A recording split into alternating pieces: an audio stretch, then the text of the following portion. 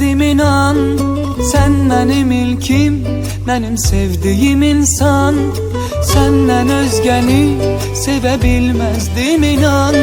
Sen benim ilkim, benim sevdiğim insan.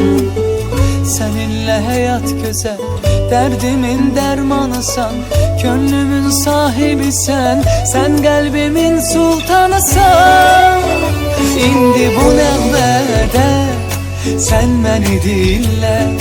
Bil ki döyünür ürəyim seninle.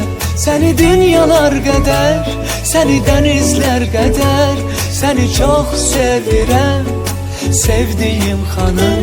İndi bu nəğmədə sen beni dinle. Bil ki döyünür ürəyim seninle. Seni dünyalar kadar, seni denizler kadar, seni çok sevirəm. Allah rüşvet eylesin. Oğlu kız olsun, yarayanlardan olsun.